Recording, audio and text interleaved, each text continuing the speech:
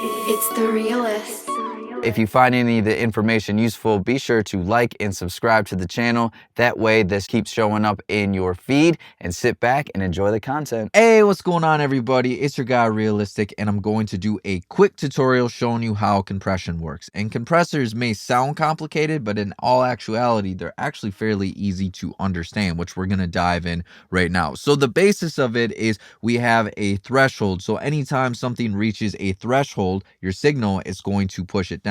Think about it like bumper bowling, right? In bumper bowling, we have bumpers on the side to prevent the ball from going into the gutter, right? So anytime that the ball is going to sway over to the left, the bumpers ideally are going to push it back to the center. Same thing, if it sways off to the right, it's going to push it down to the center. So what the ideal is it increases your odds to be able to hit the pins. So same thing with this. Anytime it reaches a threshold, it's going to push it down to increase the chances of having a nice consistent signal. And that's what we're going to do, is we want to tame down the dynamics. So let's go ahead and actually dive into what all of these things are going to do. So we got this track real quick. I'll play it for you. Back on my own, know that I'm better alone. No one to fuck in my head, no one to get in my zone. Okay, so what we can do here is he's a little bit dynamic here. So what we can do is we can actually apply some compression to it. So let's go in and dive into what the parameters are. So the first one here, we have the threshold. And what the threshold does is, just like I said before, this is going to set the level at which the gain reduction will begin. So anytime that we have something that increases this threshold, is going to push it down, right? So if it hits way above it, it's going to push it down even more. But anything that's going to be below it, it's not going to affect it, right? So that's what our threshold is going to do. And what we'll do is we'll kind of go down and we'll pull this down until we get to a point to where we like it. Back on my own, know that I'm better alone. No one to fuck in my head, no one to get in my zone. Don't like it when I get silent, don't like the sound of your tone. Like I ain't stay at your home, like I ain't help you alone. Okay, for me personally, I usually like to set the threshold to where I'm getting an average gain reduction of 2 to 3 dB. I don't like to do too much gain reduction. I'll show you what that sounds like. Back on my own, know that I'm better alone. No one. Right, it just sounds like it's squash and it's pumping. So we'll go ahead and set that back to be able to get 2 to 3 dB of gain reduction. Back on my own, know that I'm better alone. No. And what's really cool about this particular plugin is we can see it too. Back on my own, know that I'm better alone. We can see everything that's crossing the threshold. All right, so attack and release time. Again, this is where all of a sudden compression, once we start to understand this, it's like, oh, wow, that makes a lot of sense.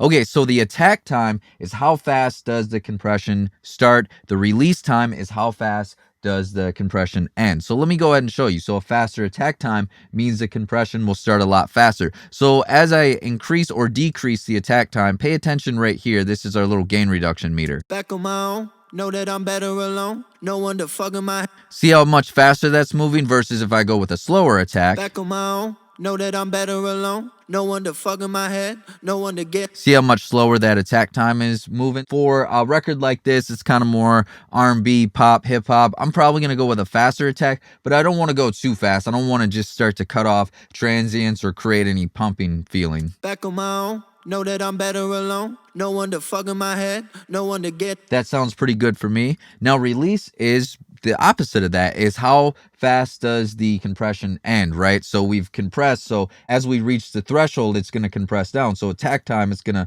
go faster or it's going to go slower. Now release time, a faster release time, it's going to go up a lot faster. It's going to end the compression sooner versus a slow release time. It's going to slowly lift up. So let's go ahead and check this out. Back on my own, know that I'm better alone. No one to fuck in my head. Again, you see with the faster release time, our gain reduction meter is working a lot faster. Back on my own, know that I'm better alone. No one to fuck in my head, no one to get in my. So same, the opposite here, when we have a slower release time, the gain reduction is going to be slower. So what happens then is if we have a release time that's too slow, sometimes the compression can last too long, and there might be areas that we don't want to be compressed that are now going to be compressed. And so for me, usually for records like this, I like to hang out either somewhat to a faster or medium kind of sound and release. Back on my own, know that I'm better alone. no one to fuck. Okay, let's go to ratio. This is one that always throws people for a loop, but this one is actually pretty easy too. So we got 3 to 1, we can go 4 to 1, 2 to 1, whatever it may be. So all this is the first number indicates the amount of gain going into the compressor.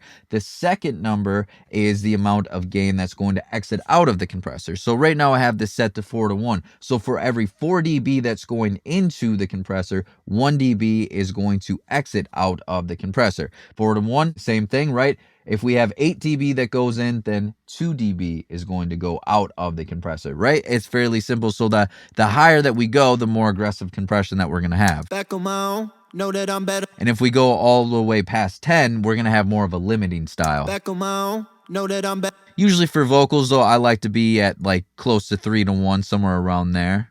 Back on my own, know that I'm better alone. All right, this last one I want to touch on is the makeup gain. And this one actually does not affect the signal going into it, right? So as you increase or decrease this is not going to affect the amount of compression that we're going to hear or what's going to be applied. What this is think about it.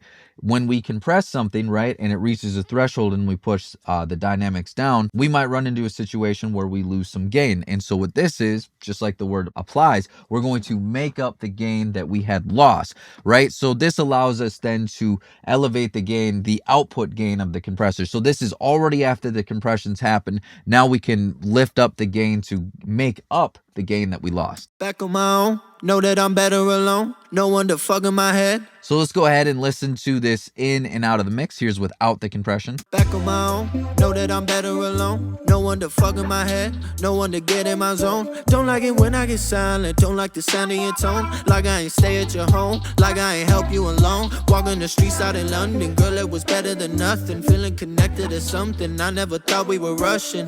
I would've married you. So we can hear right there that really did help out the dynamics, and also we have a more consistent sound, and it just kind of gave some overall extra body and punch to the overall vocal. Hopefully this was helpful. Until the next one. Thanks so much for taking the time to watch this tutorial. If you found it useful, be sure to like and subscribe because it does help the channel grow. When you like a video, it tells YouTube that you liked it and maybe other people will like it as well. And also be sure to check out my online mixing and mastering courses, the art of beat mixing, the art of vocal mixing, and the art of mastering, all available now. And if this video was helpful and you're looking for other videos, you can watch a video here, here, and here. All right, until next time, y'all.